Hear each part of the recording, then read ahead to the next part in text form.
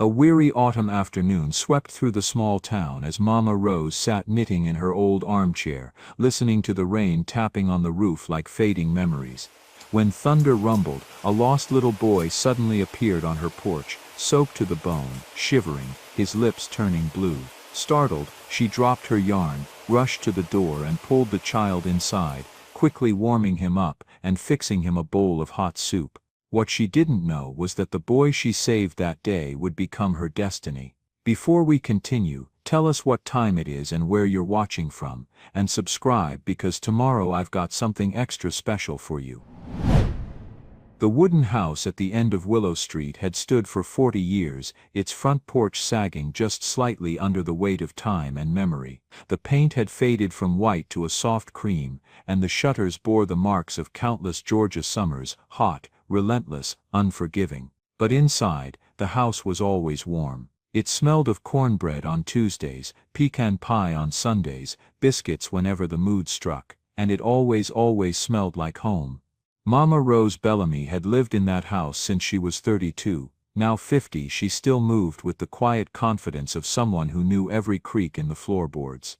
Her hands were strong from years of work, her smile steady and kind. The neighborhood called her the saint of the front porch. Every afternoon, without fail, she would be out there in her wooden swing chair, knitting needles clicking softly, a glass of sweet tea sweating on the small table beside her. Children running home from school would wave. Delivery drivers would honk and smile, and anyone who looked like they needed a kind word or a warm slice of cornbread would find themselves drawn to that porch like moths to a flame. Her husband, Marcus, had passed 11 years ago.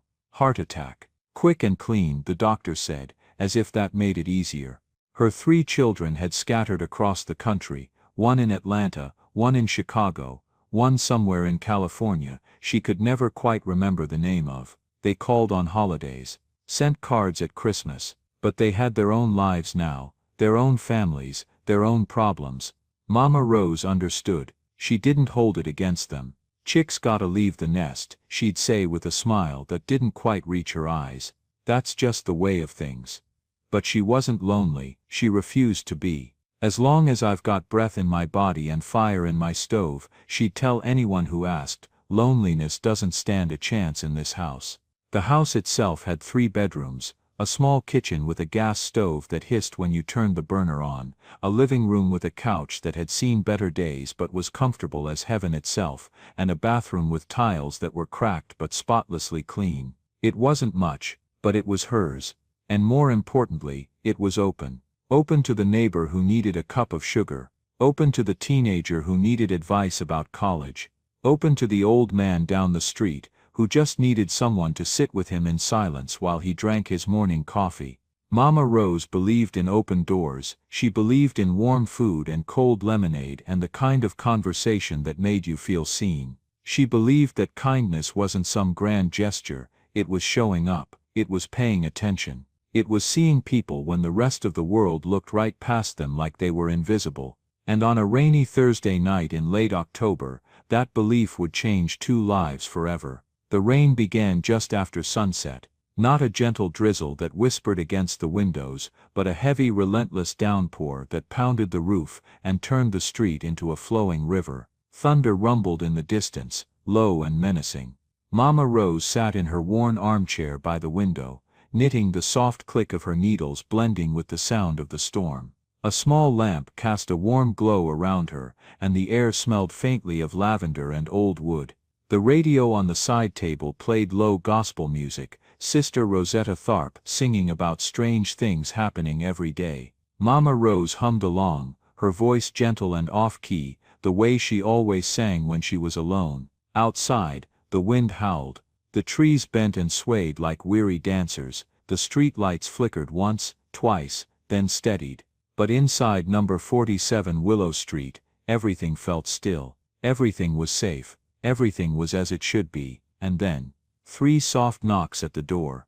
Not loud, not urgent, just 3 faint knocks, almost swallowed by the rain, the thunder, and the gospel melody.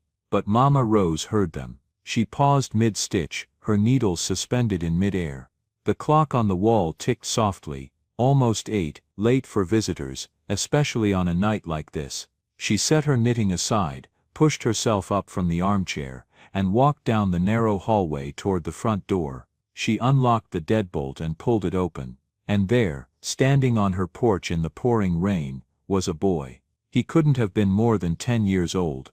Maybe younger, it was hard to tell.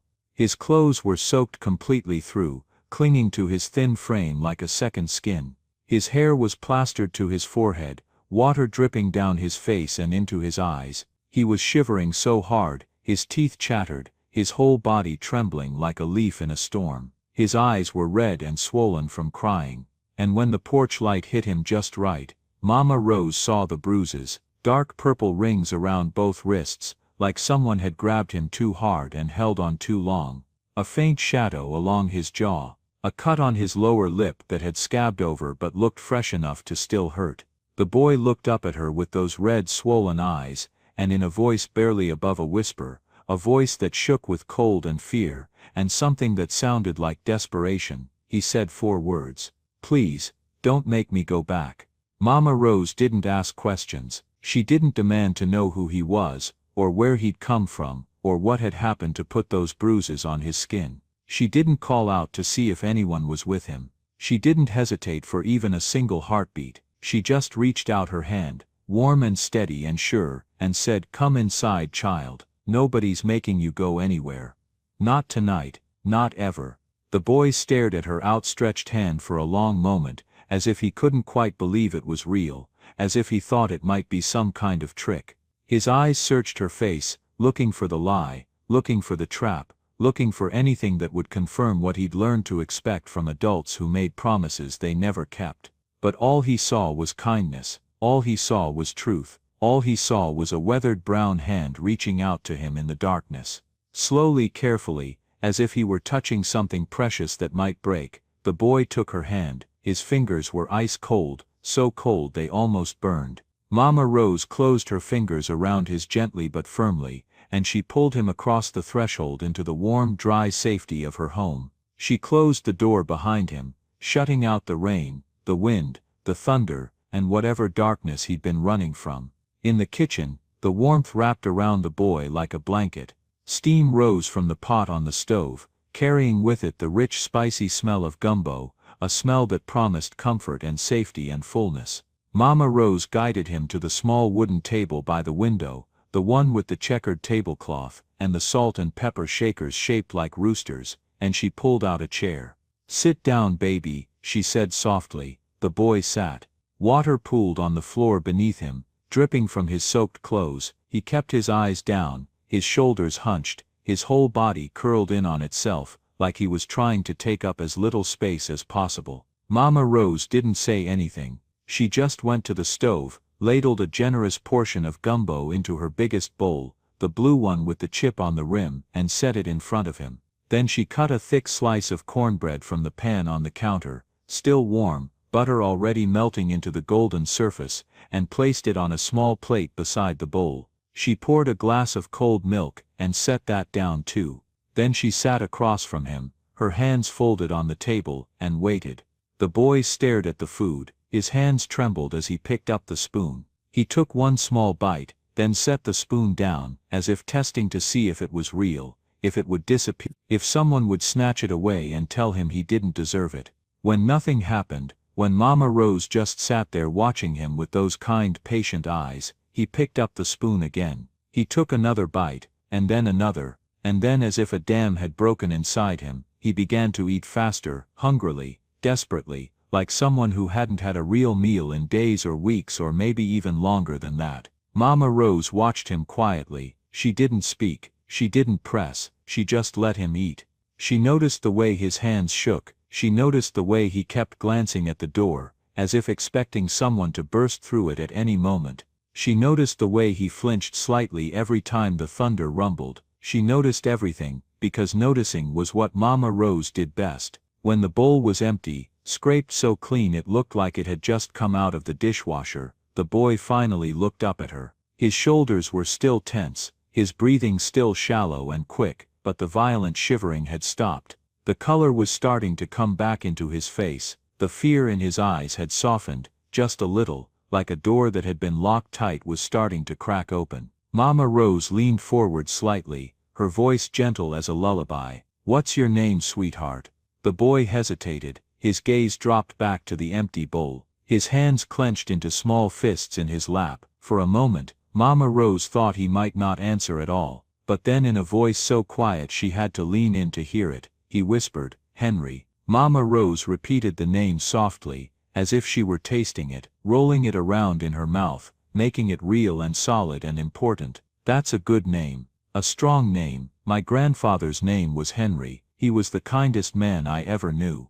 The boy Henry didn't respond. He kept his eyes fixed on the table, on his clenched fists, on anything but her face.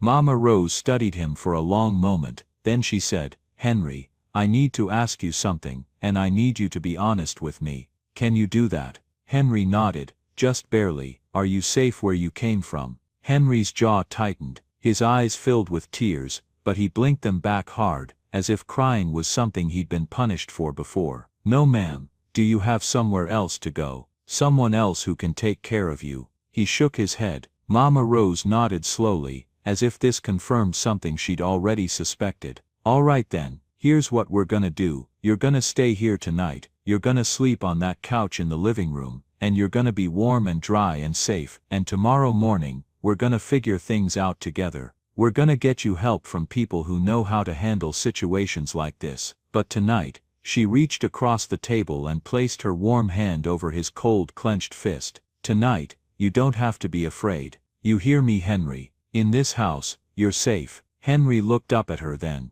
really looked at her, his eyes searching her face for any sign of a lie, any hint of the cruelty he'd come to expect from the adults in his life. But all he saw was truth, all he saw was warmth, all he saw was a promise that felt like it might actually be kept. "Do you promise?" His voice cracked on the words, "I promise." Henry's shoulders sagged, the tears he'd been holding back finally spilled over, silent and hot, streaming down his cheeks. He didn't make a sound, he just cried, his whole body shaking with the force of emotions he'd been holding in for too long. Mama Rose stood up, walked around the table, and pulled him into her arms. He stiffened at first, his whole body going rigid with instinct and fear, but then something inside him broke completely. He collapsed into her embrace, his small body shaking with sobs, his tears soaking into her shoulder. She held him. She didn't shush him, or tell him it was okay, or make empty promises about how everything would be fine. She just held him, and let him cry, one hand rubbing slow circles on his back, the other cradling his head, and she whispered, the only words that mattered right then, "I got you, baby, I got you." After a while, when the sobs had quieted to hiccups, and the hiccups had faded to shaky breaths, Mama Rose led Henry down the hallway to the bathroom. She gave him a clean towel, soft and blue and smelling like lavender fabric softener, and a pair of old sweatpants that used to belong to her grandson Michael, along with a soft gray t-shirt that was too big but would do just fine for sleeping. "You go ahead and get changed," she said gently. "Take your time. There's soap and shampoo in the shower if you want to warm up. I'll be in the living room when you're ready." Henry nodded and closed the bathroom door. Mama Rose went to the linen closet in the hallway and pulled out her favorite quilt, the one she'd made herself years ago, blue and cream with hand-stitched flowers along the edges, soft from years of washing and use. She carried it to the living room, and spread it carefully over the old couch, then fluffed the pillows and made sure everything was comfortable. She could hear the shower running. She stood there for a moment, hands on her hips, and thought about the bruises on that child's wrists, the cut on his lip, the terror in his eyes. Her heart ached with a familiar pain, the pain of knowing there were children in this world, who suffered, who were hurt by the very people who were supposed to protect them. Not this one, she thought fiercely, not anymore. When Henry emerged from the bathroom, 15 minutes later, his hair was damp and sticking up in odd directions. His face was scrubbed clean, the too big t-shirt hung off his thin shoulders, and the sweatpants pooled around his bare feet. He looked small and young and impossibly vulnerable, standing there in the doorway, like he wasn't sure if he was allowed to come in. "Come on, baby," Mama Rose said, gesturing to the couch. "Lay down and get comfortable." Henry walked slowly across the room, and climbed onto the couch. He pulled the quilt up to his chin, and lay there stiffly, as if he were afraid to relax, afraid to believe this was real. The quilt smelled like lavender, and something else he couldn't quite name, something warm and safe and permanent. Mama Rose settled into the armchair nearby, and picked up her knitting, an Afghan blanket she'd been working on for months, all blues and browns with crooked stitches that gave it character. The rhythmic click-click-click of the needles filled the quiet room, a sound that was somehow soothing, like a heartbeat or a rocking chair, or rain on a tin roof. Mama Rose, Henry's voice was small in the dim light. Yes, baby. Thank you. Mama Rose set her knitting in her lap and looked at him. No need to thank me, Henry. You're exactly where you're supposed to be. But why? The question came out barely above a whisper. You don't even know me. Mama Rose was quiet for a moment, considering her words carefully. Maybe I don't know your whole story yet, but I know what I need to know. I know you needed help, and you had the courage to ask for it. That tells me everything important about who you are. Henry's eyes filled with tears again. What if they try to make me go back? They won't, Mama Rose said firmly. I won't let them. Tomorrow we'll talk to people who can help make sure you're safe, but tonight, all you need to do is rest. Can you do that for me? Henry nodded, though his eyes were still wide with worry. Then close your eyes, baby. I'll be right here. Within minutes, exhaustion overtook fear. Henry's breathing deepened and slowed. His body finally relaxed into the cushions, his hand clutching the edge of the quilt like an anchor. For the first time in longer than he could remember, he slept without nightmares. He slept without listening for footsteps in the hallway, or the sound of a belt being pulled from loops, or angry voices rising like a tide that would drown him. He just slept, but Mama Rose stayed awake. Once she was certain Henry was deeply asleep, once his breathing had that deep steady rhythm that meant he was truly gone, she quietly set down her knitting and walked to the kitchen. She picked up the phone hanging on the wall, and dialed a number she knew by heart. It rang 3 times before someone answered. County Sheriff's Office, Deputy Miller speaking. Tom, this is Josephine Bellamy on Willow Street. Evening, Miss Rose. Everything all right? I need you to send someone from Child Protective Services to my house first thing tomorrow morning. But Tom, listen to me carefully. No uniforms, no sirens, no patrol cars with lights flashing. There's a child here who needs help, but he's already scared half to death. What he needs is calm people who know how to handle this kind of situation with gentleness. Can you do that for me? There was a pause. Tom Miller had been a deputy in this county for 15 years, and he'd worked with Mama Rose before. She had a reputation, not just as the nice lady who baked cookies for the police station at Christmas,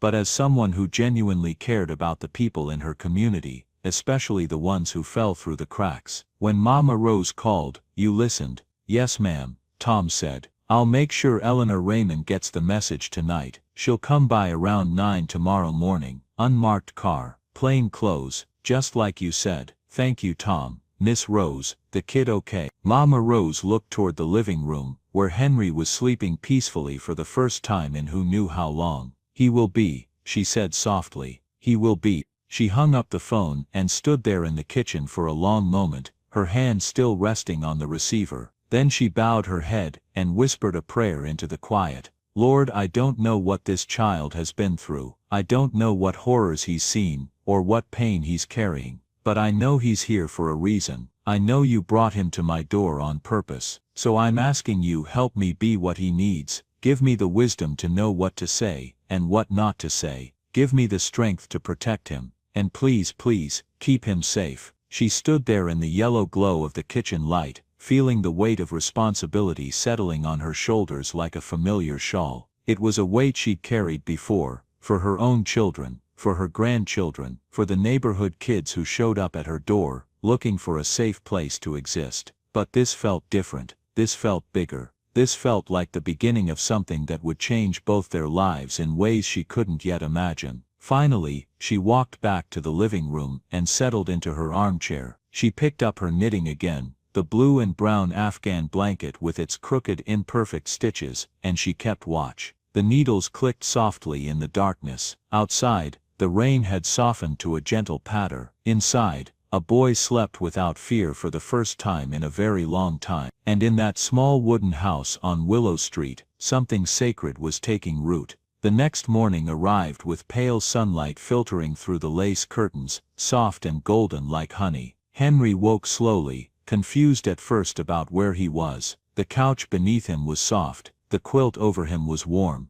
the air smelled like coffee brewing, and something else, something sweet and buttery, that made his stomach growl immediately. He sat up carefully, looking around the unfamiliar room, and then he remembered the rain, the knock on the door, Mama Rose, the gumbo, the promise that he was safe. For just a moment, he let himself believe it might be true. He heard soft humming coming from the kitchen, a gospel song he didn't know the words to but recognized the melody. He stood up, folding the quilt carefully, the way he'd been taught to do in the last place he'd stayed, and he walked toward the sound. Mama Rose was at the stove, flipping pancakes in a cast-iron skillet. When she heard his footsteps, she turned and smiled, a warm, genuine smile that reached all the way to her eyes. "Good morning, Henry. I hope you like pancakes." Henry nodded, not trusting his voice yet. "Well, good, because I made enough to feed an army. Go on and wash your hands, then sit yourself down at that table." Henry did as he was told. When he came back from the bathroom, there was already a plate at his spot, a stack of 3 golden brown pancakes, butter melting into the layers, syrup in a little pitcher beside it. There was also a glass of orange juice, cold and pulpy, and 2 strips of bacon that were crispy just how he liked them, though he couldn't remember ever telling anyone how he liked his bacon. He sat down slowly, almost reverently, as if the plate might disappear if he moved too fast. Mama Rose poured herself a cup of coffee and sat across from him, watching with quiet satisfaction as he picked up his fork and took the first bite. The pancakes were perfect, light and fluffy on the inside, slightly crispy on the edges, with just a hint of vanilla. Henry had to force himself to eat slowly, to savor each bite instead of shoveling the food into his mouth like he had last night. As he ate, Mama Rose sipped her coffee and didn't press him with questions. She just let him be, let him eat, let him exist in this small pocket of peace before the day had to really begin. Finally, when Henry had eaten every last bite and wiped his mouth with the napkin Mama Rose had set beside his plate, he worked up the courage to ask the question that had been burning in his chest since he woke up. "Are you going to send me back?" Mama Rose set down her coffee cup with a gentle clink. She looked at him with those warm brown eyes that seemed to see right through him to the scared little boy underneath. "Henry, I called some people last night, people whose job it is to help children in situations like yours. They're going to come talk to us this morning, but I want you to listen to me very carefully, because I need you to understand this." She reached across the table and took his hand in both of hers. "Nobody, and I mean nobody, is going to make you go back to a place where you're being hurt. Do you understand me? That's not how this works. That's not what these people do. They're going to help us figure out the next steps to keep you safe. But going back to where you were, that's not one of the options, I promise you that." Henry's eyes filled with tears for what felt like the 100th time since he'd arrived. "What if they don't believe me? What if they think I'm lying?" Mama Rose squeezed his hand. "Then I'll make them believe. I saw those bruises, Henry. I saw the fear in your eyes. I believe you, and I'm not going to let anything bad happen to you, not if I have any say in it. But what if?" "No what ifs," Mama Rose said gently but firmly. "We're going to take this one step at a time, okay? The lady who's coming to talk to us, her name is Mrs. Raymond, Eleanor Raymond. I've known her for years. She's good people. She cares about kids like you. You can trust her, and I'll be right here with you the whole time. I'm not going anywhere." Henry nodded, though his stomach was churning with anxiety. He wanted to believe her. He wanted to trust that things could actually be okay. But trust was a luxury he'd learned not to afford. Mrs. Eleanor Raymond arrived at exactly 9 o'clock, just like Tom Miller had promised. She pulled up in front of the house in an unmarked silver sedan, no flashing lights, no official insignia, nothing that would draw attention or create alarm. She was a woman in her mid-50s, with kind eyes behind wire-rimmed glasses, graying brown hair, pulled back in a neat bun, and a soft face that had seen its share of heartbreak but hadn't let it harden her. Mama Rose met her at the door and ushered her in quietly. "Eleanor, thank you for coming. Of course, Rose. Mrs. Raymond's voice was calm and professional but warm. She looked past Mama Rose to where Henry stood in the living room doorway, half hidden behind the frame, watching her, with wide, wary eyes. "And you must be Henry." Henry didn't answer. He just looked at Mama Rose, checking to see if this was okay, if this person was safe. Mama Rose gave him a small encouraging nod. "It's all right, baby, come on in and sit down." They all settled in the living room, Mama Rose and Henry on the couch, Mrs. Raymond in the armchair. Mrs. Raymond didn't immediately pull out a notebook or start asking rapid-fire questions like Henry had feared she might. Instead, she set her bag down beside her chair and folded her hands in her lap. "Henry," she said gently, "I know this is probably scary, having a stranger come into the house, not knowing what's going to happen next. But I want you to know that I'm here to help. That's my whole job, to help kids who are in tough situations. And I'm really good at my job, not because I follow a bunch of rules, but because I actually care. Does that make sense?" Henry nodded slightly. "Good. Now, I need to ask you some questions. Some of them might be hard to answer, but I need you to know that whatever you tell me, I'm here to help, not to judge, not to punish, just to help. And Miss Rose is going to stay right here with you the whole time. Is that okay?" Another small nod. Mrs. Raymond's voice remained gentle, almost conversational. "Can you tell me where you were living before you came here?" Henry's hands clenched into fists on his lap. His voice came out barely above a whisper. "With my mom, and her boyfriend." "What's your mom's name?" Linda Patterson. "And the boyfriend?" Henry's jaw tightened. Ray something. "I don't know his last name." Miss Raymond nodded, making mental notes without writing anything down yet, knowing that the act of writing could feel official and scary to a child who was already terrified. "How long have you been living with them?" "About 2 years, since my dad died." "I'm sorry about your dad, Henry." Henry didn't respond. "Can you tell me what it was like living there? What was a normal day like?" Henry stared at his hands. The room was quiet, except for the soft ticking of the clock on the mantel. Mama Rose reached over and placed her hand on his knee, a silent reminder that she was there, that he wasn't alone. Finally, Henry spoke, his voice flat and emotionless, as if he were reciting facts from a history book, instead of talking about his own life. "Ray drinks a lot. When he drinks he gets mad. He yells, he throws things, and sometimes he hits." "Does he hit your mother?" "Sometimes." "Does he hit you?" Henry nodded, still staring at his hands. "How often?"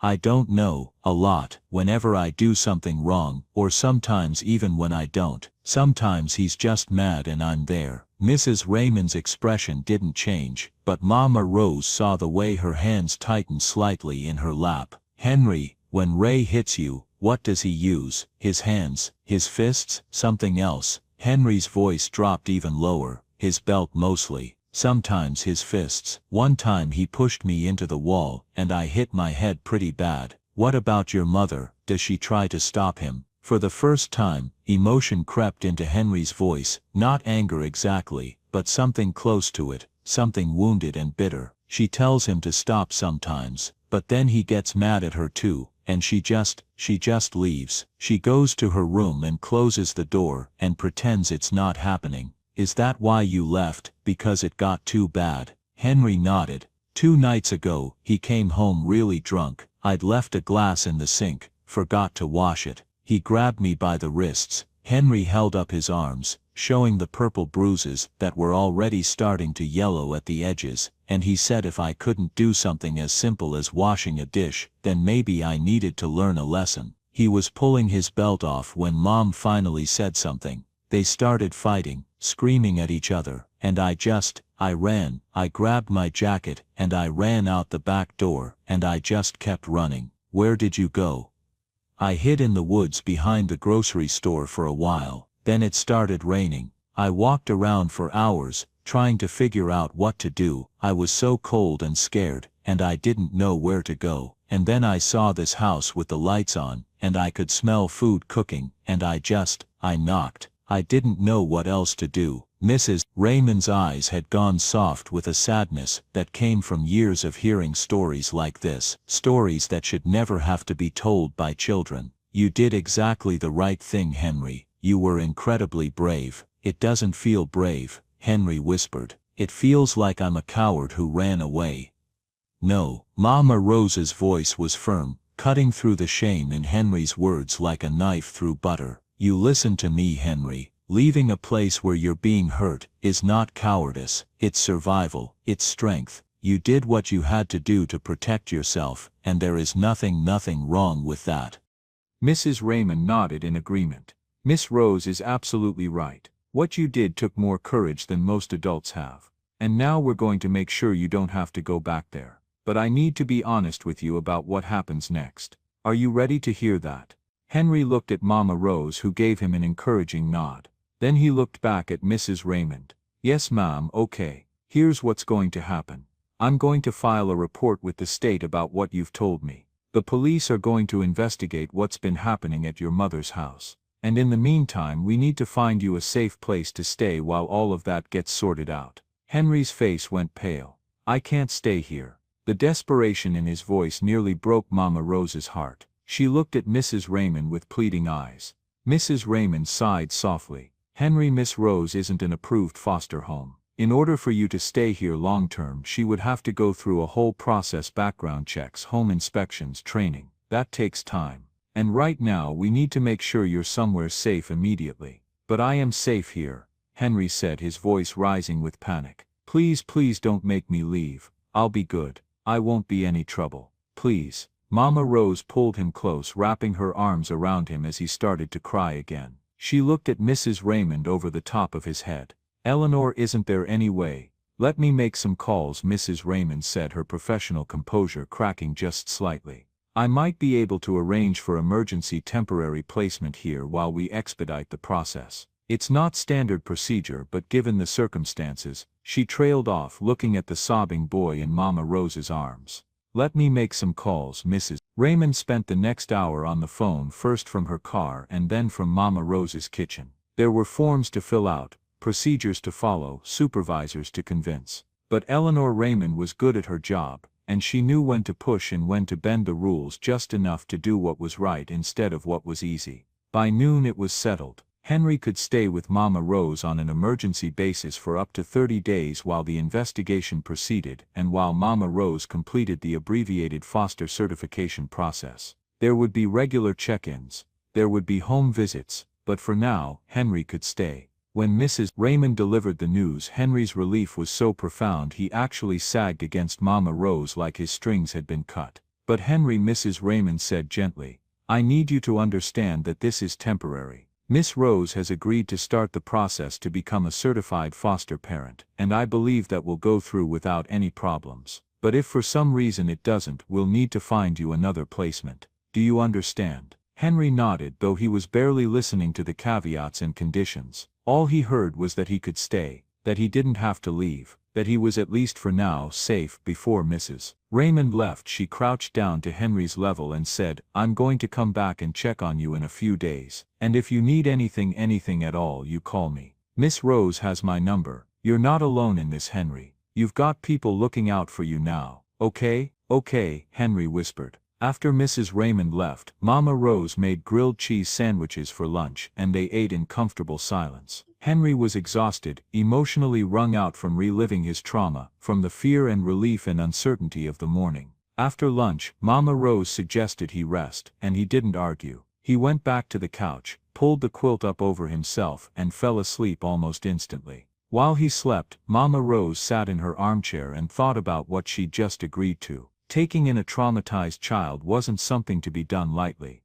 There would be challenges ahead, nightmares, behavioral issues, trust problems, the complicated process of healing from abuse. But as she looked at Henry's sleeping face, so young and so worn out, she felt a deep certainty settle in her bones. This was right. This was where he was supposed to be, and she was going to do everything in her power to make sure he knew he was wanted, that he was safe, that he mattered. She picked up her knitting, that crooked blue and brown Afghan blanket, and went back to work, the needles clicking softly in the afternoon light. The days turned into a week, and the week turned into 2. Henry began to settle into a routine at Mama Rose's house. He had his own space on the couch, which Mama Rose made up for him every night with fresh sheets and the quilt that was quickly becoming his favorite possession. He helped with small chores, setting the table, taking out the trash, sweeping the front porch. Mama Rose enrolled him in the neighborhood elementary school, and though he was quiet and kept mostly to himself, his teachers reported that he was bright and well-behaved. But the trauma didn't just disappear because he was somewhere safe now. The nightmares came almost every night. Henry would wake up gasping, sometimes crying out, sometimes just lying there in the dark with his heart racing and his body covered in sweat. And every time Mama Rose would hear him, she seemed to have some kind of sixth sense for when he needed her. She would appear in the living room doorway, her silhouette backlit by the hallway light, and she would sit on the edge of the couch and rub his back until his breathing slowed and the terror receded.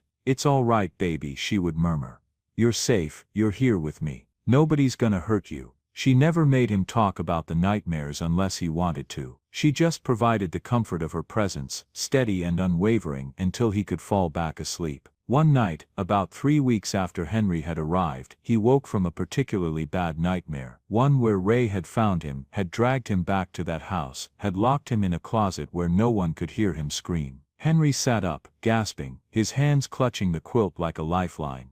"Don't let them take me back," he said when Mama Rose appeared, his voice high and frightened like a much younger child. "Please, Mama Rose, don't let them take me back." Mama Rose sat down and pulled him into her arms. "Nobody's taking you anywhere, Henry. You hear me? Nobody. But what if they do? What if the judge says I have to go back to my mom? What if they don't believe me about Ray? Henry, look at me." Mama Rose cupped his face in her hands, making him meet her eyes. "I have lived in this world for 72 years, and I have seen a lot of things. I've seen injustice, and I've seen cruelty, and I've seen the system fail people who deserve better. But I've also seen good people stand up and fight for what's right. And I promise you, on everything I hold sacred, that I will fight for you. I will stand in front of any judge, any social worker, any person who tries to send you back to a place where you're not safe, and I will fight. Do you believe me?" Henry nodded, tears streaming down his face. "Good, now lay back down. I'm gonna sit right here until you fall asleep." "Will you sing?" Henry asked quietly. "Like you did that first night." Mama Rose smiled. She began to hum softly, an old spiritual her own grandmother had sung to her when she was small. "Hush, little baby, don't say a word, Mama's gonna buy you a mockingbird." The melody was sweet and low and full of love. Henry's eyes grew heavy. The nightmare began to fade, and wrapped in the warmth of Mama Rose's presence and the sound of her voice, he drifted back to sleep. The investigation into Ray and Linda Patterson took 6 weeks. During that time, Mrs. Raymond came by regularly to check on Henry and to update Mama Rose on the progress. The news was both vindicating and heartbreaking. The police had found evidence of abuse, photographs that documented the bruises on Henry's body when he'd first arrived at the hospital for a mandatory examination, testimony from neighbors who'd heard screaming and crashing from the Patterson apartment, even a teacher from Henry's old school, who reported that he'd frequently come to class with unexplained injuries. Linda Patterson was interviewed multiple times. She admitted that Ray had a temper, that he'd been physical with Henry, but she insisted it wasn't that bad, that Henry was exaggerating, that he'd always been a difficult child who needed discipline. She seemed more concerned with keeping Ray than with getting her son back. That hurt Henry more than anything Ray had ever done to him physically.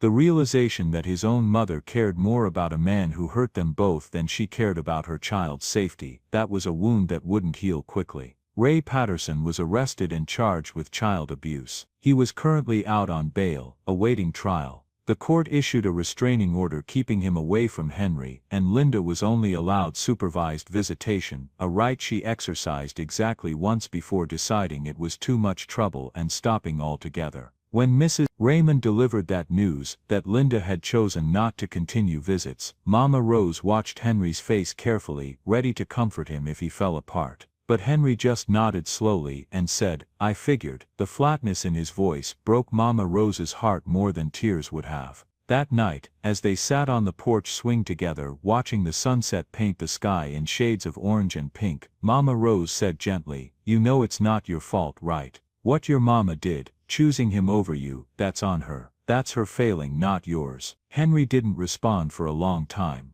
Then he said quietly, "Why doesn't she love me? Oh baby."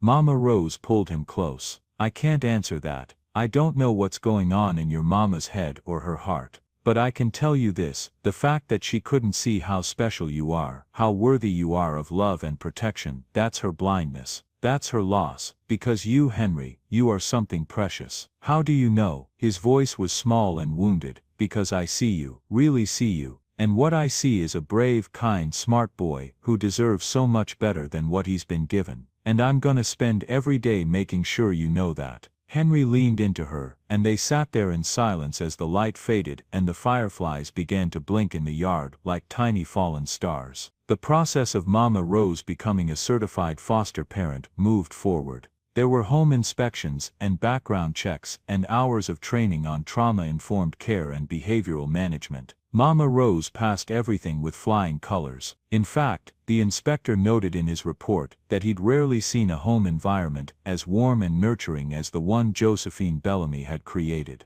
At the end of the 30-day emergency placement, there was a hearing to determine Henry's future. Mama Rose and Henry sat together in a small courtroom, both dressed in their Sunday best. Mrs. Raymond was there, along with a state attorney and a family court judge named Judge Patricia Morrison. Judge Morrison reviewed the case file, asked Henry a few gentle questions about how he was doing, and then looked at Mama Rose. "Mrs. Bellamy, you understand that if I approve this placement, you're taking on significant responsibility. This isn't a short-term situation. If I place Henry in your care, it will be with the intention of this being a long-term stable placement, possibly leading to legal guardianship if parental rights are terminated. Are you prepared for that?" Mama Rose sat up straight, her voice clear and strong. "Your Honor, I understand completely, and yes, I'm prepared. This boy walked up to my door asking for help, and I gave it to him. But somewhere along the way, it stopped being about obligation and became about love. He's not just a foster child to me, he's my child, and I will take care of him and protect him and love him for as long as he needs me to, which I hope is forever." Judge Morrison's stern expression softened slightly. She looked at Henry. "Henry, do you want to stay with Mrs. Bellamy?" Henry nodded emphatically. "Yes, ma'am, more than anything."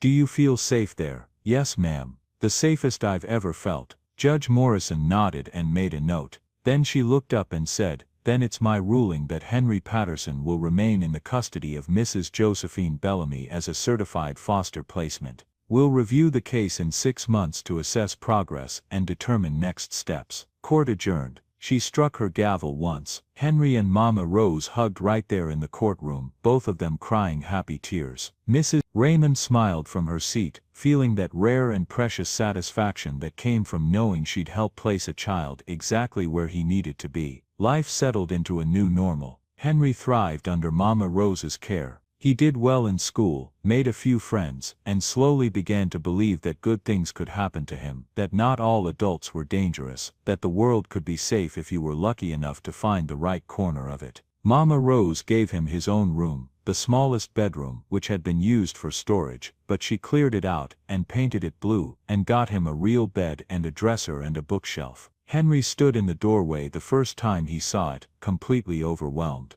He'd never had his own room before. "It's yours," Mama Rose said. "You can decorate it however you want. We'll get you some posters or whatever kids your age like these days." Henry just hugged her and whispered, "Thank you." But even with his own room, Henry still preferred to sleep on the couch most nights, especially when the nightmares were bad. He felt safer there, closer to Mama Rose, able to hear her moving around the house, able to call out if he needed her. And Mama Rose never pushed him. She understood that healing didn't happen on a schedule. She started a tradition. Every Sunday morning, they would make breakfast together, pancakes or waffles or biscuits and gravy. And while they cooked, Mama Rose would tell him stories about her life, about her own children when they were young, about her husband Marcus and the adventures they'd had. She talked about hard times too, about losing her mother young, about struggling financially, about the ways life could be difficult even when you were loved. "The point," she said one Sunday as they flipped pancakes together, "is that life is gonna throw things at you. Hard things, painful things, but you don't have to face them alone. Having people who love you, who are in your corner, that makes all the difference. Like you, Henry said.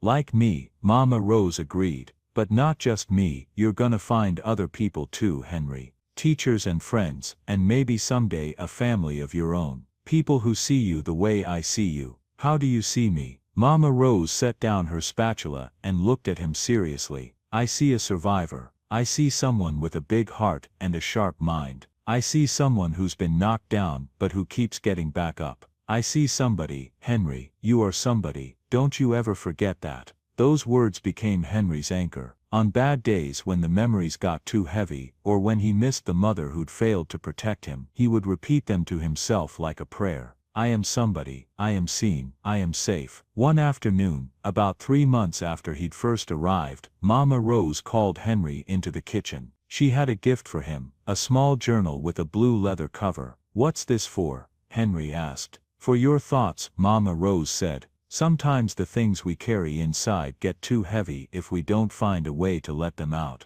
You can write in here about your day, about your feelings, about anything you want, and it's private. I won't read it unless you want me to. Henry ran his fingers over the smooth leather. On the first page, Mama Rose had already written something in her careful handwriting. You are seen. You are safe. You are somebody. Henry looked up at her, his eyes shining. I'll never forget this, he said. Everything you've done for me. I'll never forget. I know you won't, baby, Mama Rose said, pulling him into a hug. But you don't owe me anything. Loving you isn't a debt you have to repay, it's just what I do. A few days later, it was time for what Mama Rose called the conversation. Henry had been with her for 4 months now, and Mrs. Raymond had been suggesting it was time to talk about what came next. The state was building a case to terminate Linda Patterson's parental rights. Ray had been convicted and was serving an 18-month sentence. Linda had made it clear she wasn't interested in fighting for custody, which meant Henry needed a permanent home. They sat on the front porch, the place where so many important conversations happened. Mama Rose had made lemonade, and they sipped it slowly while the sun set and turned the sky purple and gold. Henry, Mama Rose began carefully, I want to talk to you about something important. Henry set down his glass, immediately alert. Am I leaving? No, baby, no, the opposite, actually. I want you to stay, not just as a foster child. I want to make it permanent. I want to adopt you, if that's something you'd want. Henry stared at her, not quite believing what he was hearing. Adopt me, like you'd be my real mom. I'd be your legal mother, yes. Now I know I can't replace the mother you lost. You're not replacing her. Henry interrupted. She left. She chose Ray over me. But you chose me. You chose me when you didn't have to. You chose me when I was just some scared kid on your porch. You kept choosing me every single day after that. You're more of a mom to me than she ever was. Mama Rose's eyes filled with tears. Then let's make it official. Let's become a family on paper and in every way that matters. Yes, Henry said without hesitation. Yes, I want that more than anything. They hugged there on the porch, both of them crying happy tears. And in that moment, Henry felt something he'd never felt before. The absolute certainty that he belonged somewhere, that he was wanted, that he had a home, not just in a building, but in someone's heart. The adoption process took another 6 months. There were more hearings, more paperwork, more waiting, but finally, on a cold January morning, they stood in front of Judge Morrison again. This time there was no anxiety, no fear, just joy. Judge Morrison smiled, actually smiled, as she read the final order. Henry James Patterson, from this day forward, you will be known as Henry James Bellamy. Mrs. Josephine Bellamy, you are now his legal mother in every sense of the word. Congratulations to you both. She brought down the gavel, and it was done. Henry was officially, legally, permanently Mama Rose's son. They celebrated with a small party at the house, just neighbors and Mrs. Raymond and the pastor from First Baptist Church. Mama Rose made a cake and put candles on it, even though it wasn't anybody's birthday. We're celebrating a new beginning, she said. That deserves candles. That night, after everyone had gone home, and the dishes were washed and put away, Henry and Mama Rose sat on the couch together. Henry was flipping through the photo album Mama Rose had started for him, pictures of his first day of school in his new neighborhood, pictures of him helping in the garden, pictures of him and Mama Rose on the porch. "Mama Rose," he said softly. "Yes, baby, promise me you'll never leave, promise me this is forever." Mama Rose pulled him close, kissing the top of his head. "Henry, I'm an old woman, I can't promise I'll live forever, but I can promise you this, for as long as I have breath in my body, you will have a home. You will have someone who loves you unconditionally, and even after I'm gone, you'll carry that love with you. That's what makes a family, baby. Not blood, not biology, love, and that never dies." Henry nodded against her shoulder, and for the first time since his father had died years ago, he felt complete. Years passed. Henry grew from a frightened 10-year-old into a confident teenager. He excelled in school, joined the debate team, discovered a love for reading and a talent for public speaking. Mama Rose was at every debate tournament, every parent-teacher conference, every school play. Even though Henry was just working on sets and not acting, she was there, always there, a steady presence in his life. When Henry was in high school, a guidance counselor named Mr. Patterson, no relation to Henry's biological family, thankfully pulled him aside one day. "Henry, have you thought about college?"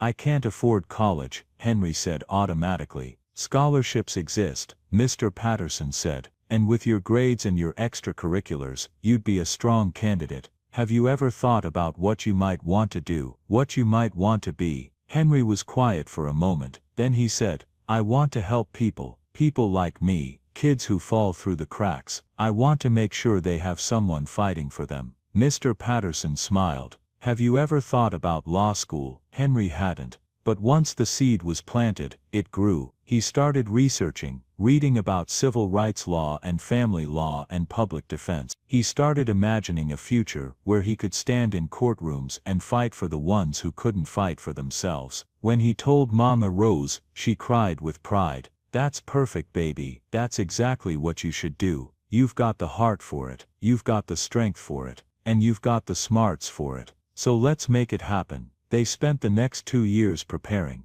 applications and essays and recommendation letters. Mama Rose helped him proofread everything, even though she said half the time she didn't understand all the fancy words he was using. "But you do," she would say proudly, "and that's what matters." Henry was accepted to the state university on a full scholarship, room and board included. When the acceptance letter came, Mama Rose threw a party with the whole neighborhood. The day Henry left for college was one of the hardest of both their lives. Mama Rose helped him pack his car, clothes and books and the blue leather journal she'd given him years ago, now filled with his thoughts and dreams and memories. As they stood on the porch, Mama Rose cupped his face in her hands, the same gesture she'd made 100 times before. "You go out there and show them what you're made of," she said. "But don't forget to come home and visit your old mama now and then." "I could never forget you," Henry said, his voice thick with emotion. "Everything I am, everything I'll become, it started here with you." "No, baby, it started with you. I just gave you a safe place to grow." They hugged for a long time, both of them crying. And then Henry got in his car and drove away, watching in the rearview mirror as Mama Rose stood on that porch, waving, getting smaller and smaller, until she disappeared around the corner. College was hard, but exhilarating. Henry threw himself into his studies with a passion that impressed his professors. He joined clubs, volunteered at legal aid clinics, worked part-time to save money, even though his scholarship covered most of his expenses. He called Mama Rose every Sunday, without fail, telling her about his week, his classes, his plans. "I'm so proud of you I could burst," she would always say. "But make sure you're eating right and getting enough sleep. All those smarts won't do you any good if you run yourself into the ground." "Yes, ma'am," Henry would say, smiling at how she still mothered him, even from a distance. In his junior year, Henry took a constitutional law class taught by Professor Ellen Hughes, a brilliant woman with a reputation for being demanding but fair. She saw something in Henry, a hunger, a drive, a sense of purpose that went beyond grades or career ambitions. One day after class, she asked him to stay behind. "Mr. Bellamy, your work in this class has been exceptional, but I'm curious what drives you. Most students are here because they want to make money or have prestige, but you're different. Why law?" Henry hesitated. He didn't usually tell his story to people, but something about Professor Hughes's direct gaze made him feel like he could trust her. So he told her about Ray and the bruises, about running through the rain, about Mama Rose and the gumbo and the words written in the journal, about wanting to fight for the kids who had no one else fighting for them. When he finished, Professor Hughes was quiet for a long moment. Then she said, "That's why you're going to succeed, Henry. Not because you're smart, though you are, not because you work hard, though you do, but because you understand, on a cellular level, what it means to be powerless. And that empathy will make you a better lawyer than talent or intelligence ever could." Those words stayed with Henry. They reminded him why he was doing this, why it mattered, why he couldn't give up no matter how hard it got. Law school was even more brutal than college. 3 years of intense competition, endless reading, constant pressure. But Henry didn't just survive, he thrived. He was driven by something deeper than ambition. He was driven by memory, and gratitude, and the bone-deep belief that he owed it to Mama Rose, to Mrs. Raymond, to every adult who'd helped him, to make something of himself. He graduated near the top of his class, and immediately took a job as a public defender. The pay was terrible, the hours were worse, the cases were often heartbreaking, but Henry loved it. He stood in courtrooms and fought for people who had no one else. Single mothers accused of crimes they didn't commit. Teenagers caught up in the system. Men and women who'd made mistakes and deserved a second chance. He saw himself in every client, remembered what it felt like to be dismissed and forgotten, and he fought like hell to make sure they were seen. He won more cases than he lost. His passion was evident to everyone who worked with him. Judges respected him. Clients trusted him. His colleagues admired him, and through it all, Mama Rose was his biggest cheerleader. She came to his first trial, sitting in the back of the courtroom with her hands folded and her eyes shining with pride. Afterward, she hugged him tight and said, "That's my boy, that's my son. You were magnificent." 5 years into his career as a public defender, Henry got a phone call that changed everything. "Is this Henry Bellamy?" "Yes." "Who's calling?" "My name is Judge Margaret Lawson. I'm on the Federal Judicial Selection Committee. Your name has been submitted for consideration for a position as a federal judge. Would you be interested in moving forward with the application process?" Henry nearly dropped the phone. A federal judgeship, at 30 years old, it was almost unheard of. "Yes." "Yes, I'm interested." "Excellent, we'll be in touch with next steps." She hung up, and Henry sat there in stunned silence. A federal judge, him. The scared 10-year-old who'd knocked on a stranger's door in the rain, was being considered for one of the most prestigious positions in the legal system. But even in that moment of triumph, there was only one person he wanted to tell. Mama Rose. He called her immediately. "Mama, you sitting down, Henry? What's wrong? Are you okay?" "I'm fine, I'm better than fine. Mama, they want to nominate me for a federal judgeship." There was a long pause. Then Mama Rose let out a shriek of joy that probably woke the entire neighborhood. "A judge? My baby's gonna be a judge? Oh Lord, thank you, thank you." Henry laughed, tears streaming down his face. "It's not official yet, there's a whole process. But Mama, I couldn't have done any of this without you. You know that, right?" "Oh hush, you did this yourself." "No, I did this because you showed me I was worth something, because you gave me a foundation to build on. This started with you, Mama, it all started with you." Mama Rose was crying now too. "I'm so proud of you, baby, so proud." They talked for another hour, making plans, dreaming about the future, marveling at how far they'd come from that rainy night, 15 years ago. But after Henry hung up, he felt a sudden urgent need. He needed to see Mama Rose, not on the phone, not in a few weeks when he had time off. Now, he needed to look her in the eyes and tell her what she'd meant to him, what she'd given him, how much he loved her. He took time off work and made the 6-hour drive back to Georgia, back to Willow Street. When he pulled up in front of number 47, his heart sank. The house looked wrong. The porch swing was gone, the windows were dark, the flower beds that Mama Rose had always kept so meticulously were overgrown with weeds. There was a for sale sign in the front yard. Henry's hands shook as he got out of the car. He walked up to the front door and knocked. No answer. He knocked again, harder. Still nothing. Panic clawed at his chest. Where was she? He turned and saw an elderly woman on the porch next door watching him with curious eyes. "Excuse me," Henry called out, hurrying over. "I'm looking for the woman who lived here, Josephine Bellamy, Mama Rose. Do you know where she is?" The woman, Mrs. Collier, according to the name on her mailbox, shook her head sadly. "Oh honey, I'm sorry. Miss Rose moved out about 3 years ago. I moved in after she left. 3 years, and Henry hadn't known. Where did she go? Do you have a forwarding address?" "I'm afraid not. The neighbors said she got sick. Something with her heart. Her niece came and took her to Alabama, I think, but nobody's heard from her since. Some folks think she might have passed. God rest her soul." Henry felt like the ground had opened up beneath him. No, that can't be right. I just talked to her. I've been calling her every week." Mrs. Collier looked confused. "Are you sure you have the right house?" Henry pulled out his phone with shaking hands and dialed Mama Rose's number. It rang once, then went to a recording. "The number you have dialed is no longer in service." That wasn't right. He just talked to her a few weeks ago, hadn't he? Or had it been longer?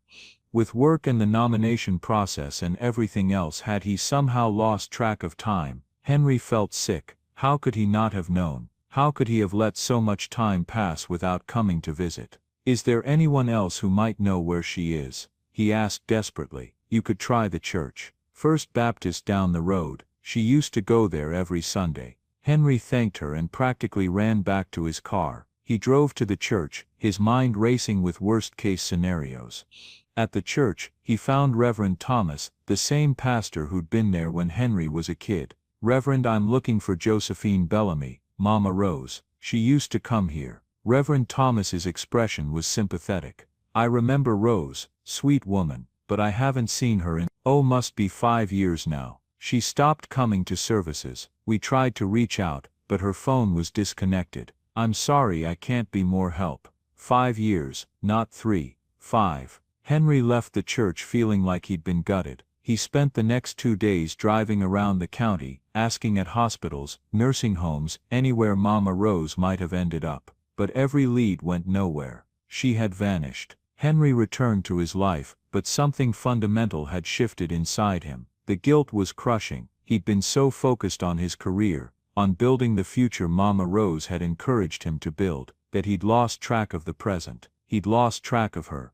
He threw himself into work with even more intensity, as if he could somehow make up for his failure by succeeding even more spectacularly. The federal judgeship went through. He was confirmed. At 30 years old, Henry Bellamy became one of the youngest federal judges in the country, but the achievement felt hollow without Mama Rose there to celebrate it.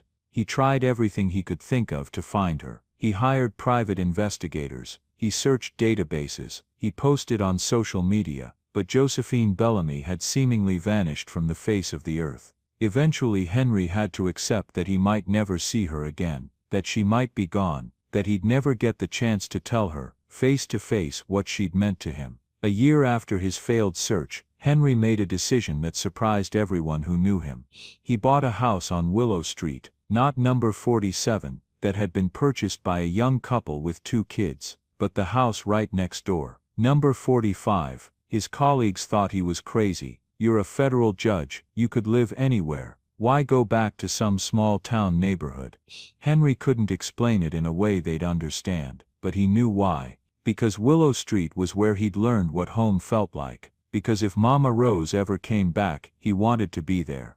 Because living next door to the house where his life had been saved felt like keeping a vigil, like staying faithful to a promise even if the other person was gone. He moved in on a sunny September day. The house needed work, new paint, new flooring, repairs to the porch that was starting to sag, but it had good bones, and it had potential. Henry spent his weekends fixing it up. He painted the shutters, he planted flowers in the front yard, magnolias and azaleas and black-eyed Susans, all the flowers Mama Rose had loved. He built a porch swing, identical to the one that used to grace number 47. The neighbors were friendly. Some of them remembered him from when he was a kid. Others were new and just thought it was nice to have a judge living in the neighborhood. Mrs. Collier brought over a casserole as a welcome gift. Every evening after work, Henry would sit on his porch swing and watch the street. He told himself he wasn't waiting for anything, but deep down he was.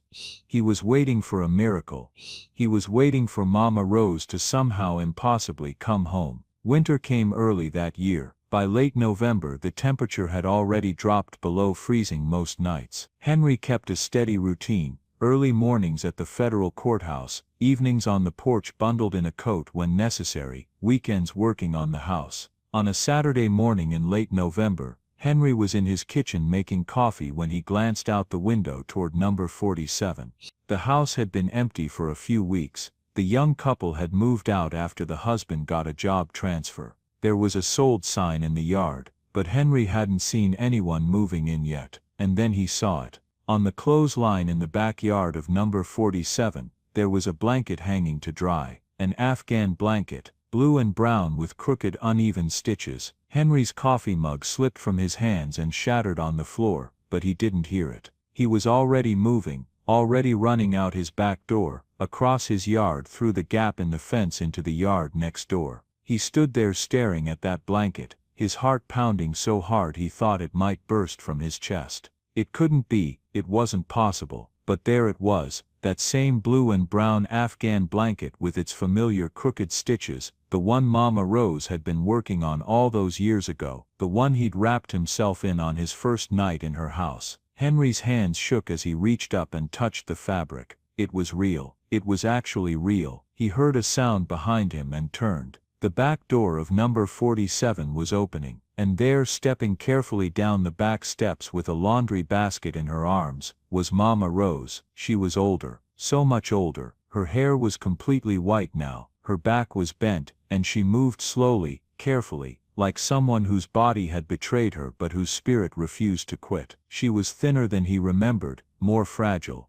But her eyes, those warm brown eyes that had seen him, really seen him, on that rainy night so long ago, those were the same. She set down the laundry basket and looked up, shielding her eyes from the morning sun. She saw Henry standing in her backyard, and she froze. For a long moment, they just stared at each other across the frost-covered grass. Henry could see her squinting, trying to make out his features, trying to place this man who looked vaguely familiar but couldn't possibly be who she thought he was. And then recognition dawned. Her hand flew to her mouth. The breath left her body in a gasp. "Henry," she whispered. He nodded, unable to speak, tears already streaming down his face. "Henry," she said again, louder this time, and she dropped her cane. When had she started using a cane? And opened her arms. Henry ran to her. He caught her just as her legs started to give out, holding her up, holding her close, and they stood there in that cold November morning crying and laughing and holding on to each other like they were both drowning and both the lifeline at the same time.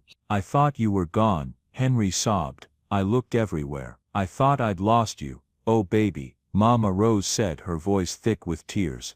"Oh my sweet boy, I'm here, I'm right here. Don't ever leave again. Promise me, please." "I promise, baby. I promise." They held each other for a long time, neither one willing to let go, both of them afraid that if they did, this would turn out to be a dream and they'd wake up alone again. Finally, Mama Rose pulled back slightly to look at his face, cupping his cheeks in her weathered hands just like she used to. "Look at you. Just look at you. You're all grown up. You're a man now. I'm your son," Henry said. "That's all that matters. I'm your son, and I found you, and I'm never losing you again." Mama Rose's face crumpled, and she pulled him close again. "Come inside, baby. Come inside and let's sit down and talk. I need to hear everything. I need to know how you've been, what you've been doing, if you're happy." Henry helped her pick up her cane and the laundry basket, and together they walked into number 47 Willow Street. The house smelled the same, like lavender and something baking and home. The furniture was mostly the same, though older and more worn. The couch where Henry had slept all those years ago was still there, still covered with that familiar quilt. They sat at the kitchen table, the same table where they'd shared so many meals, and Mama Rose made tea with hands that shook slightly but were still capable, still strong in the ways that mattered. "Where did you go?" Henry asked.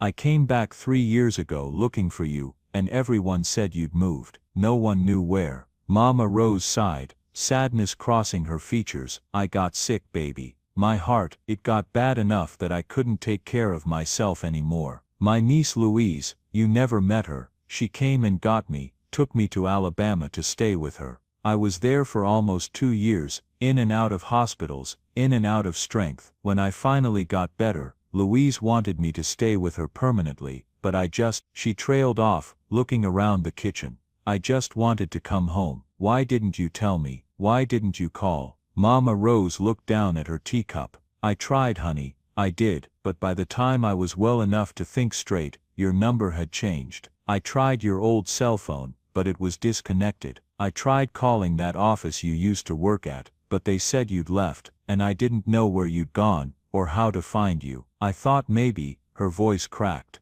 "I thought maybe you'd moved on, built a new life, maybe forgotten about your old Mama Rose." "Forget you?" Henry's voice was incredulous. "Mama, you're the reason I have a life to live, everything I am, everything I've accomplished, it's because of you. I could never forget you, never." He pulled out his wallet, and carefully extracted a folded piece of paper, worn soft from years of handling. It was the first page from that blue leather journal she'd given him all those years ago, the one with her handwriting. "You are seen, you are safe, you are somebody. I've carried this with me every single day," Henry said, "through college, through law school, through every hard moment. Your words have been my foundation." Mama Rose's eyes filled with tears. "You kept it. After all these years, of course I kept it. And Mama, there's so much I need to tell you. So much has happened." So he told her everything, about graduating college, about law school, about becoming a public defender, and fighting for people who reminded him of himself, about the cases he'd won, and the ones he'd lost and the lessons he'd learned, and then he told her about the federal judgeship. Mama Rose's hand flew to her chest. "A federal judge? Henry, are you serious?"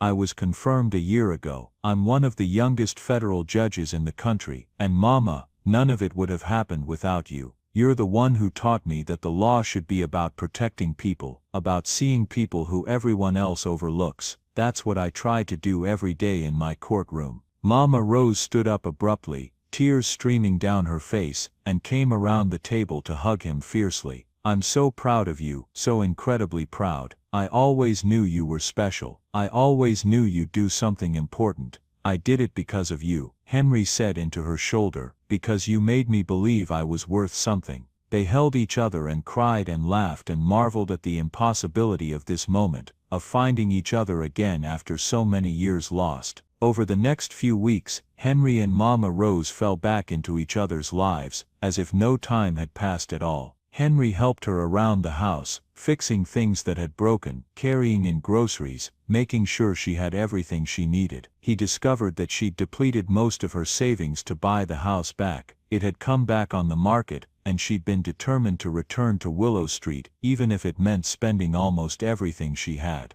"This is where I belong," she told him simply. "This is home." Henry understood. He felt the same way. They had dinner together every night. Sometimes Henry would cook. He'd learned enough over the years to not be completely hopeless in the kitchen. Other times Mama Rose would insist on cooking, making all his old favorites: gumbo, cornbread, fried chicken, mac and cheese that was more cheese than mac. They would sit on her porch in the evenings, both of them, side by side on the swing, and watch the neighborhood. Sometimes they would talk. Other times they would just sit in comfortable silence, the kind that only exists between people who know each other's hearts. One evening, about a month after their reunion, Mama Rose said quietly, "Henry, I need to tell you something." The seriousness in her tone made Henry tense. "What is it?" "The doctor says my heart isn't good. It's getting weaker. They've got me on medication but," she trailed off shaking her head. "Point is, I don't know how much time I have left. Could be years, could be months. But I need you to know that finding you again, having you back in my life, it's the greatest gift I could have asked for." Henry felt panic rising in his chest. "Don't talk like that," You're going to be fine. We'll get you the best doctors, the best treatment, Henry. Mama Rose took his hand. Listen to me. I've had a good life. A long life. I've loved and been loved. I've raised children and helped people and made a difference in this little corner of the world. And most importantly, I got to see you grow into the incredible man you've become.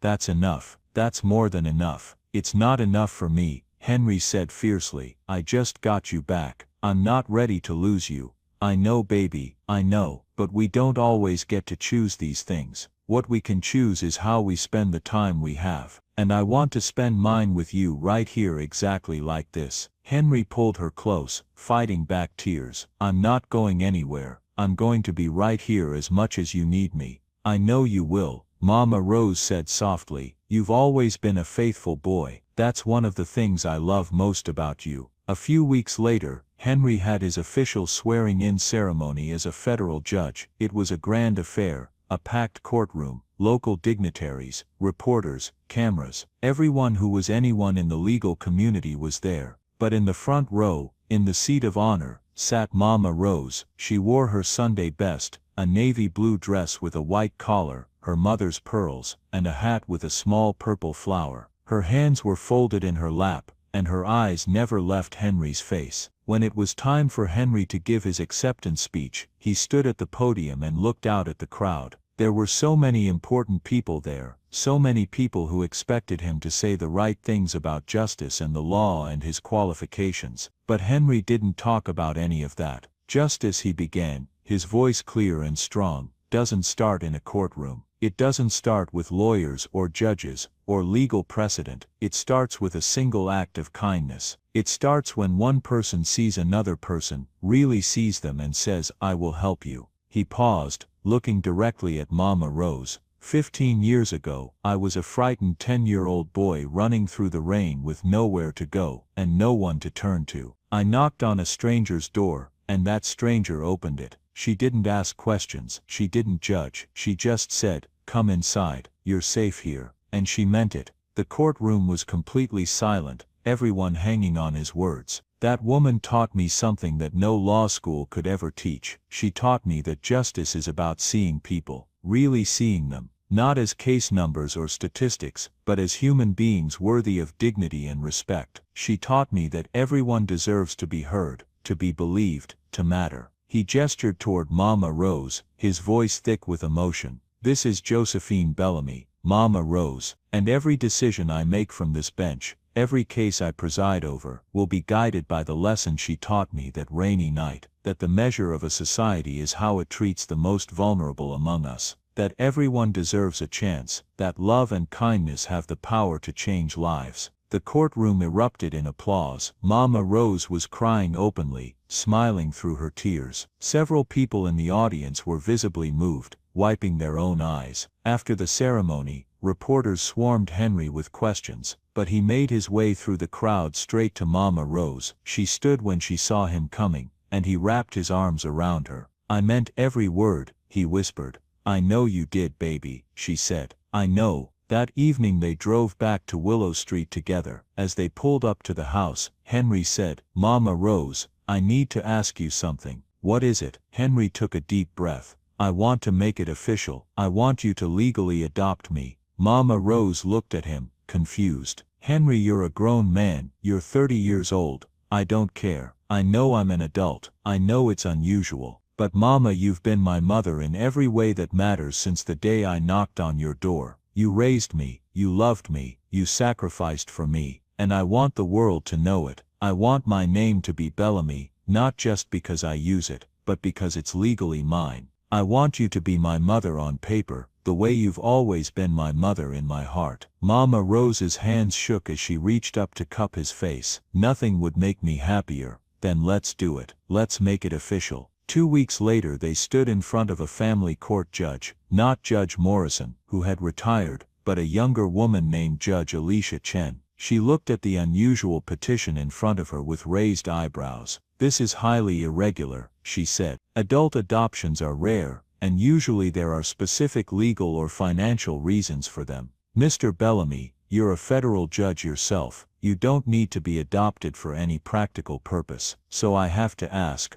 Why are you doing this? Henry stood up straighter. Your Honor, Josephine Bellamy has been my mother in every meaningful sense for the past 15 years. She took me in when I had nowhere else to go. She protected me. She raised me. She loved me unconditionally. The only reason it wasn't legal before now is because circumstances separated us. But we found each other again, and I want to honor her by making our relationship official. She deserves to be recognized as my mother, not just in our hearts, but in the eyes of the law. Judge Chen looked at Mama Rose. Mrs. Bellamy, is this what you want as well? Mama Rose stood, her voice strong despite her age. Your Honor, I've considered Henry my son since the moment he walked through my door. This just makes official what's already true. He's my boy, my pride and joy, my greatest accomplishment. If the law can recognize that, then yes, that's absolutely what I want. Judge Chen smiled,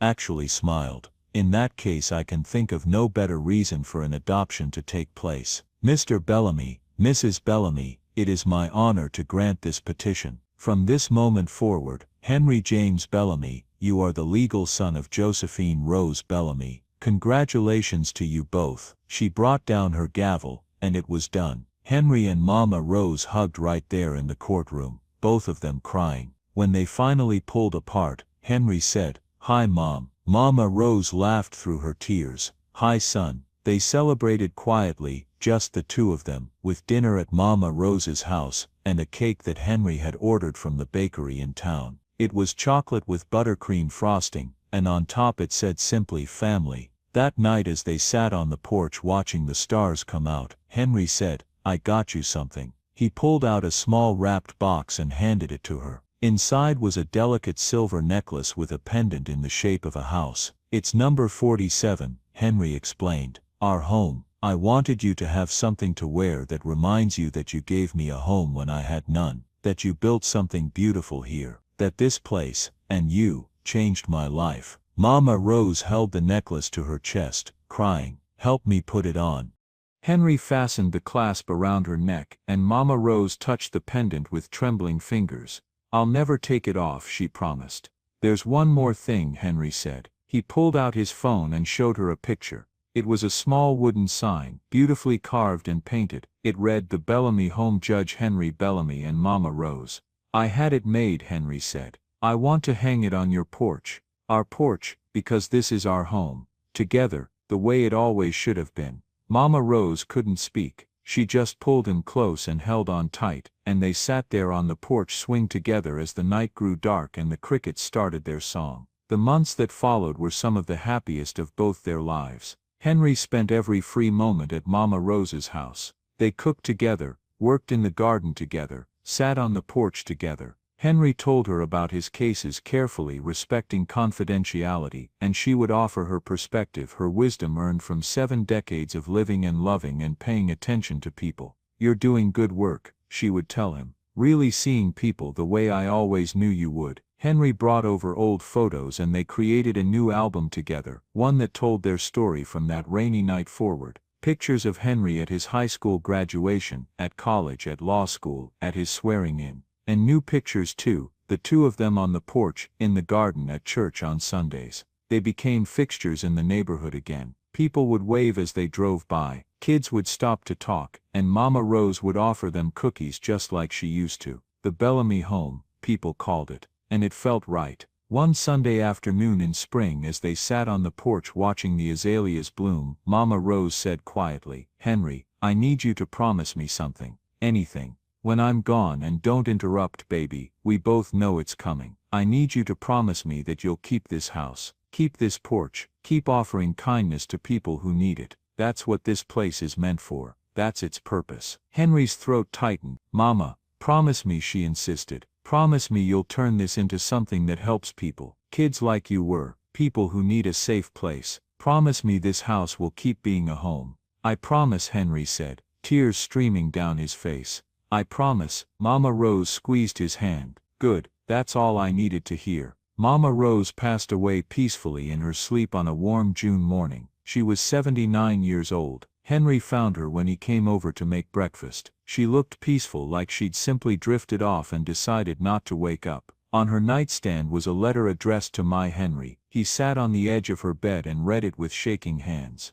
My dearest Henry, if you're reading this, then I've gone on ahead. Don't be sad, baby. I've had a full life, a blessed life, and you've been the greatest joy of it. I want you to know that loving you was never a burden or an obligation. It was an honor. Watching you grow from that scared little boy into the incredible man you've become, that's been my life's greatest accomplishment. Keep your promise. Turn this house into something beautiful. Help other kids who need what I gave you. Let love win, Henry. Always let love win. And remember what I told you that very first night. You are seen, you are safe, you are somebody. You always have been, you always will be. I love you forever, Mama Rose. Henry sat there holding that letter and cried until he had no tears left. The funeral was small but beautiful. It seemed like the whole neighborhood came. Mrs. Raymond was there, older now but still working with foster kids. Reverend Thomas spoke about Mama Rose's kindness, her generosity, her open door and open heart. Henry gave the eulogy, though he could barely get through it without breaking down. She saved my life, he said simply, and then she showed me how to live it. That's all, that's everything. They buried her next to Marcus in the church cemetery, under an old oak tree. Henry had them engrave her tombstone with the words she'd written in his journal. You are seen, you are safe, you are somebody. After the funeral, Henry stood in number 47 Willow Street, surrounded by Mama Rose's things, and had to make a decision. He could sell the house, move on, let it become someone else's home, or he could keep his promise. The choice was obvious. Over the next 6 months, Henry worked with architects and contractors to convert number 47 into what he called Rose House, a safe home for foster children in crisis placement. It would be a place where kids could stay temporarily, where they would be safe and seen and treated with dignity while the system figured out their long-term placement. He hired a live-in house parent named Maria, a warm woman in her 50s who had been a foster parent herself for years. He filled the house with comfortable furniture, books, games, art supplies. He painted the bedrooms in warm, welcoming colors. He kept Mama Rose's kitchen table, her porch swing, her garden full of flowers, and above the front door he hung the sign, Rose House, a home of hope. On the day Rose House officially opened, Henry stood on the porch and looked at what he'd created. Inside were 3 children, 2 brothers who'd been removed from an abusive home, and a girl who'd run away from a foster placement that wasn't working. They were scared and uncertain, but Maria was making them dinner, and the house smelled like cornbread and safety. Henry thought about Mama Rose, about that rainy night 15 years ago, about the door that had opened and changed his entire life. I kept my promise, Mama, he whispered. This is your legacy, this is your love still changing lives. A few days later he was in his chambers at the courthouse when he got a call from Maria. Judge Bellamy, I thought you'd want to know. One of the boys asked if it was okay to sit on the porch swing. I told him of course it was, and he said it felt like being hugged. I thought you'd like to hear that. Henry smiled through his tears. Thank you, Maria, thank you for telling me. That evening Henry went to Rose House for dinner. He sat at Mama Rose's old kitchen table with Maria and the 3 kids, passing around bowls of gumbo and plates of cornbread. The brothers were starting to relax, starting to smile. The girl was quiet but watching everything carefully, starting to believe maybe this place was safe. After dinner, Henry sat on the porch swing with the younger brother, a boy named Marcus, the same name as Mama Rose's late husband. Is it scary? Marcus asked, being in foster care. Henry thought about lying, about saying it would all be fine, but Mama Rose had taught him better than that. Sometimes it is, he said honestly. Sometimes it's really scary, but there are good people in the world, Marcus. People who will see you and care about you, and make sure you're okay. You just have to let them help you. How do you know? Henry smiled. Because someone did that for me once. And it saved my life. They sat there on the swing as the sun set and the fireflies came out. And Henry thought about how love moves through the world, not in grand gestures, but in open doors and warm meals and someone saying, "You're safe here." Years passed. Rose House became a fixture in the community, helping dozens of children over the years. Henry continued his work as a federal judge, presiding over cases with the compassion and wisdom Mama Rose had taught him. He never married, never had children of his own in the traditional sense. But he had Rose House. He had the kids who came through those doors and found safety there. He had the knowledge that he was honoring Mama Rose's memory every single day, On the anniversary of her death each year, Henry would sit on the porch swing at Rose's house and read her letter again, the one she'd left for him. And he would remember. He would remember a rainy night and a knock on a door. He would remember the smell of gumbo and the warmth of a quilt. He would remember a woman who saw a scared little boy and said, "You're safe here." He would remember that family isn't always about blood. Sometimes family is about choice. Sometimes family is the hand that reaches out in the darkness. And sometimes, that hand holds on forever, even after it's gone, even after the person who extended it has passed on. The love remains, changing lives, opening doors, offering hope to those who need it most. Mama Rose was gone, but her love remained, and it always would. Join us to share meaningful stories by hitting the like and subscribe buttons. Don't forget to turn on the notification bell to start your day with profound lessons and heartfelt empathy.